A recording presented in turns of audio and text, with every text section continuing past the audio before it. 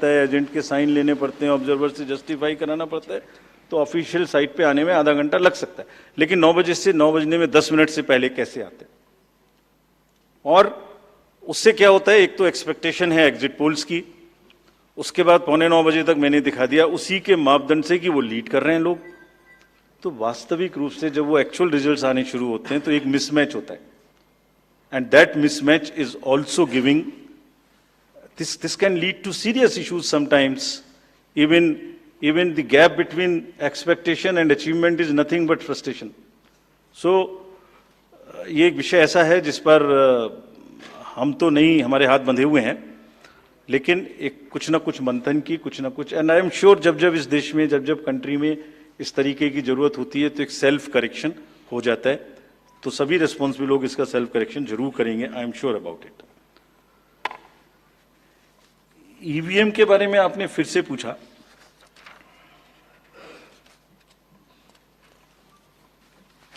बहुत बार मैं बता चुका हूं आपको, थोड़ा समय लगेगा तो फिर से बता देता हूं। 6 महीने, लगभग 5-6 महीने फर्स्ट एफएलसी शुरू होती है ईवीएम की। मैं 2 बात बता रहा हूं, बस मोटी सी 2 बात, बाकी सब आपको मालूम है। वो टेम्पर नहीं हो सकती, उसमें कोई कनेक्शन नहीं हो सकता। अभी लोग पूछते हैं जब पेजर से उड़ा देते हैं तो ईवीएम को कैसे हैक नहीं कर सकते, ये भी पूछते हैं। जब कोई किसी कंट्री में पेजर से उड़ा दिया तो ईवीएम हैक हो जाएगी। अरे भाई, पेजर कनेक्टेड होता है, ईवीएम कनेक्टेड नहीं होती। एनीवे, 2 बात मोटी मैं आपको बताता हूं, बहुत मोटी। 5-6 महीने पहले एफएलसी होती है, first level checking of the EVMs, और मेरे पास में एक पूरा रिकॉर्ड है। ये हम जो भी ईवीएम की शिकायतें बाय द वे आई हैं, वो हमारे पास 20 शिकायतें आई हैं। हर 20 शिकायत का हम इंडिविजुअल जवाब देंगे, फैक्ट बाय फैक्ट। तो इसमें कोई डाउट नहीं है। We will convey to each candidate to assure, this is our duty. Actually हमारी ड्यूटी है कि अगर कैंडिडेट ये पूछ रहे हैं कि आप बताइए, तो हम उन्हें बताएंगे, निश्चित रूप से बताएंगे, लिख के बताएंगे, पूरा डिटेल्ड बताएंगे और जल्दी ही बताएंगे। तो I am not going into individual cases, और उन सबको पब्लिश भी कर देंगे ताकि आप सबको भी पता लग जाए। But first level checking, randomisation, second randomisation, storage में रखना, स्टोरेज से बाहर निकालना, कमीशनिंग करना, कमीशनिंग के बाद वापिस स्टोरेज में रखना, फिर उसको पोलिंग डिस्पर्सल के दिन ले जाना, फिर उसको बूथ पे पहुंचाना, बूथ पे पूरा दिन वोटिंग कराना, फिर सील करना, फिर वापस स्टोरेज में रखना, फिर काउंटिंग के दिन निकालना, फिर पूरे दिन दिखाना। इसमें हर समय पर पॉलिटिकल पार्टी या उस कैंडिडेट या उसका एजेंट मौजूद रहते हैं। जब मशीन में कमीशनिंग होती है उस दिन उसमें बैटरी डाली जाती है। पहले आया था, पहले और बहुत सारी चीजें आई थी कि वो हैक हो सकती है, उसका वोट इधर डाला तो इधर जा सकता है, कुछ हो सकता है। ये पहली बार आया। अब हम ये भी सोच रहे हैं कि इससे अगला क्या आएगा, हम नहीं समझ पा रहे इससे अगला क्या आएगा, बट लगता है अगला भी कुछ आएगा, रुकेगा नहीं। मतलब कितनी बार। एनीवे, कमीशनिंग बहुत जरूरी है समझना। वोटिंग से करीब 5 या 6 दिन पहले कमीशनिंग होती है। 5-6 दिन पहले उस दिन मशीन में सिंबल पड़ते हैं। तो अब मशीन में अभी तक नई बैटरी उस दिन एक डाली जाती है और सील करके उस बैटरी पे भी कैंडिडेट के एजेंट्स के दस्तखत होते हैं। छोड़िए, मशीन पे तो होंगे ही होंगे, हमें भी नहीं पता, हमने भी पता नहीं कब बनाया था ये नियम, हमारे काम आ रहा है अभी कि वो बैटरी पर भी एजेंट के दस्तखत हों। और अब कमीशनिंग के बाद, क्योंकि 5 ही दिन बचे हैं और इसमें सिंबल लोड हो चुके हैं, ये उनके सामने में स्ट्रांग रूम में जाएगी, डबल लॉक लगेगा, 3 लेयर की सिक्योरिटी रहेगी, 3 लेयर की, जिसमें सीएपीएफ भी शामिल होगी, मस्ट है। ऑब्जर्वर होंगे। उसके बाद जब वो पोलिंग के डिस्ट्रीब्यूशन के दिन निकलेंगी, उस दिन फिर यही प्रोसेस होगा, सारा प्रोसेस वीडियोग्राफ होगा। यानी वीडियोग्राफ होने के बाद फिर वो फील्ड में पहुंचेंगे, सेक्टर मजिस्ट्रेट साथ में रहेंगे, फिर कैंडिडेट के एजेंट साथ में रहेंगे, फिर वहां पहुंचेगी, फिर कहेंगे भाई देख लो इसको, सब ठीक है, जो आपको नंबर दिया, हाँ, और उसके नंबर भी सबसे शेयर किए जाएंगे, इस नंबर की मशीन इस बूथ पे जाएगी। फिर जब वो बूथ पे पहुंच गई तो कहें भाई मिला लो आप, उसी नंबर की है कि नहीं है, वोट भी डाल के देख लो 50 कि ठीक है कि नहीं है। किसी ने 50 डाले, किसी ने 20 डाले, किसी ने कहा नहीं हमें ठीक है हम नहीं डालेंगे। किसी स्टेज में किसी बूथ पर 20 कैंडिडेट हैं, किसी पर 5 कैंडिडेट हैं, किसी पर 5 ने कम वोट डाले, किसी ने ज़्यादा डाले, बैटरी उसी हिसाब से यूज। फिर पूरे दिन वोटिंग हुई, तब एक एक वोट का हिसाब रखा, फिर बंद हुआ। बंद होने के समय में एंड ऑफ क्लोज ऑफ पोल में फिर से दस्तखत कराए, फिर से हिसाब लगाया कितने वोट पड़े, फिर से फॉर्म 17C दिया। उसको कितना दिखाएंगे, कौन दिखाता है इतना, बताइए। कोई एक प्रोसेस कंपैरेटिव बताइए पूरी कंट्री में जहां public disclosure disclosure disclosure participation participation इतना अधिक हो, कोई ये बताइए प्रोसेस। उसके बाद में बंद करने के बाद में उसको स्ट्रांग रूम में बंद किया, फिर काउंटिंग के समय निकाला तो एक बैरिकेटिंग लगाई, उस बैरिकेटिंग के बीच में से जाएंगे, इधर उधर से नहीं जाएंगे ताकि कोई मिक्सअप ना हो। अच्छा मिक्सअप कैसे होगा, वो नंबर हमने आपको दिया हुआ है।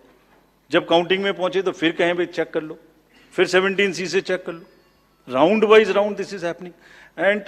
And there is a provision for objecting to any of the issue relating to this at any stage, which has not happened. So हम इंडिविजुअल जिसने वो बिल्कुल सेफ है, बिल्कुल रोबस्ट है। अच्छा और मैं बताता हूं आपको, आप पिछले 15-20 इलेक्शंस देख लीजिए, it is giving results after results differently. जहां मतलब ऐसा नहीं हो सकता कि जब पसंद का रिजल्ट ना आए तभी गलत है, ऐसा नहीं हो सकता। एनीवे, हम सबका इंडिविजुअल जवाब देंगे और आपको भी बताएंगे, उसको वेबसाइट पे डलवाएंगे, जवाब दे देंगे आपको। एक FAQ भी बनाएंगे उसका, बताता हूं मैं आपको। बट इसमें थोड़ा सा, चलिए आप अपना प्रश्न पूछ लीजिए, अभी ये बता देता हूं जी, बता दे। ये भी इसी के साथ बता दे। Will take some questions from the नहीं, ये प्रभु जी का इसके साथ ही बता देता हूं। जैसे मैंने पहले बताया, ये एक सिंगल यूज बैटरी है। जब ये पड़ेगी तो 5-6-7 दिन के लिए इस्तेमाल होगी। इसकी जैसे आपके कैलकुलेटर में बैटरी है, I mean it is not mobile का बैटरी जो एवरी दिन चार्ज होगी, it is like calculator battery 5 साल तक चलती रहेगी। जब शुरू हुई तो मान लिया वो 100% थी, और वो धीरे धीरे धीरे धीरे धीरे धीरे यूज डिसयूज, कितना एक्सटेंसिव यूज, कितना ग्राफ किया, सबसे यूज होती रहेगी 10 साल के बाद तक, 5 साल तक। 5 साल में जब बंद होगी तो पता लगा उससे पहले 3-4% थी, आपको पता नहीं लगेगा, सडनली बंद हो जाएगी। बट हमने प्रोविजन बनाया हुआ है कि जब इनिशियल ये शुरू होगी तो इसकी 2 चीज हुई, एक परसेंटेज ऑफ चार्ज, एक output. Output is in terms of voltage, it's a very low required voltage which the machines require.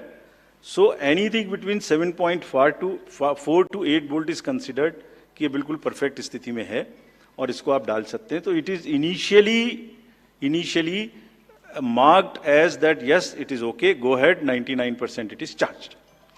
Now after commissioning के समय में भी मॉक पोल की जरूरत है, पोलिंग स्टेशन में भी मॉक पोल की जरूरत है, नंबर ऑफ कैंडिडेट्स भी अलग अलग है। सो ये एवरीथिंग कैन डिफर डिफरेंटली, और जब भी वोल्टेज 7.4 से नीचे आएगी तभी ये एक्चुअल वो दिखाना शुरू कर देगी। This is how it is designed. And अगर 5.4 या कोई परसेंटेज है उसके आस 5.8,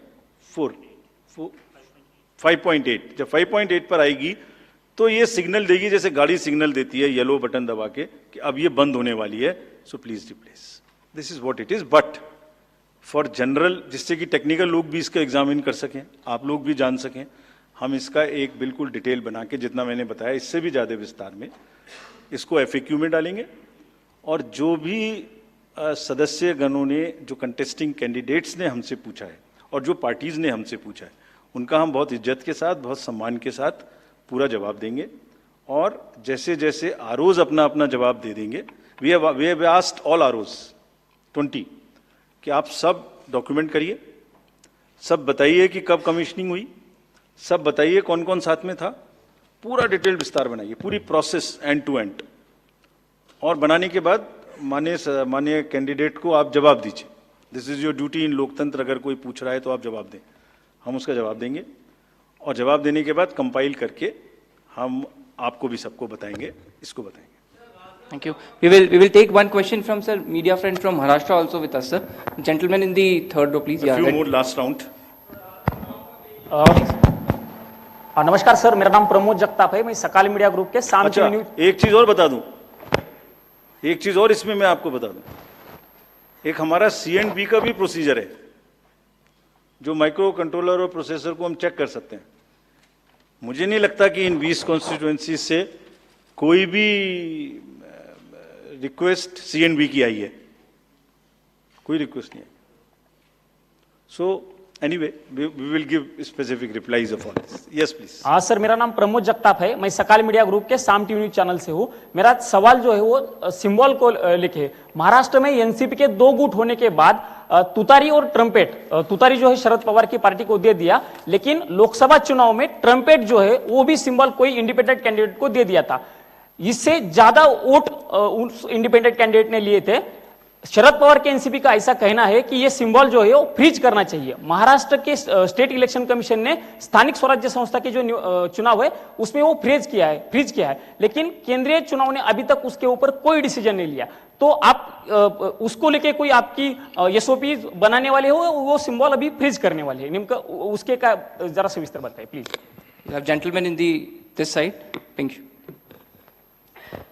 राजीव सर, मैं आनंद कुमार सिंह हूं, न्यूज़ इंडिया न्यूज़ चैनल से। सर मेरा एक सवाल आपसे है, मैंने लोकसभा चुनाव और विधानसभा चुनाव जम्मू कश्मीर कवर किया था, तो मैंने तेलंगाना में देखा कि हिजाब को लेकर लोकसभा बीजेपी की प्रत्याशी थी, तो वो हिजाब को लेकर आइडेंटिफाई कर रही थी, जिसको लेकर विवाद हुआ था। और ऐसा ही जम्मू कश्मीर में भी हुआ, किश्तवाड़ से शगुन परिहार को उम्मीदवार थी बीजेपी की, तो वो भी हिजाब उठाकर शक्ल देखने को लेकर, आइडेंटिटी को लेकर देखना चाहते, जिसको लेकर विवाद हुआ था।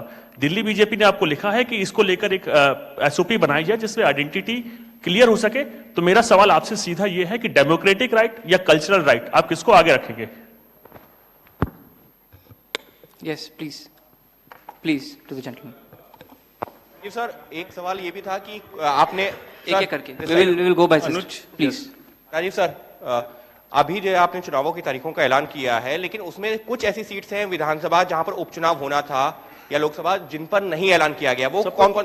सर, यूपी की 10 सीटें थी। 10 की 10 होंगी? 9 सर, 9 किया है। Basirhat is under the election petition. There is an election petition in Basirhat, so that is one case. 10 सीटें थी ना sir. Milkipur also is under election petition. So let me say it that way. जहां इलेक्शन पेटिशन नहीं है वहां सब में हो रहा है, ठीक है, वो दे देंगे। वो 2 तो मैंने बताई दी आपको। चलिए, let us go orderly. Yeah, please follow a system. Thank you. One, gentleman in two more. This row, green. 2 last questions, please. Sir, this is Nishant Azad from Organizer English Weekly. My question is that misuse of AI and deepfakes is increasing. So, what are the steps Election Commission is taking to deal with this issue? Good question. Sir, अभी मुंबई जैसे बड़े शहर में जिस तरीके से दिन दहाड़े मर्डर हुआ, महाराष्ट्र में जिस तरह से लगातार घटनाएं बढ़ी हैं अपराध की, इसको लेकर बहुत ज्यादा चिंताएं हैं, बहुत सारी बैठकें भी हुई हैं। इसको लेकर किस तरीके से चुनाव आयोग ने इससे पहले हालांकि बैठक की थी, अब किस तरह से तैयारियां की जा रही हैं ताकि खास करके शहरी इलाकों में जहां पर आप वोटिंग परसेंटेज वैसे भी कम देख रहे हैं, बांद्रा का इलाका हो, जुहू वर्सोवा, कैसे लोगों में कानून और व्यवस्था के लिए लोगों के मन में विश्वास पैदा करेंगे ताकि लोग वोटिंग के लिए ज्यादा से ज्यादा निकलें? Thank you. We will take one more question, sir. Let him answer. Let him answer. Let me answer these questions first. About this symbol, first question is about the symbol of the NCP. NCP का जो symbol है, man blowing तुरी, so उसमें हमारे पास में 2 request आई थी NCP SP से। एक तो ये आई थी कि उनको जब हमने रिकॉग्नाइज कर लिया है जे स्टेट पार्टी, तो उन्हें हम कंट्रीब्यूशंस रिसीव करने की भी स्वीकृति दें।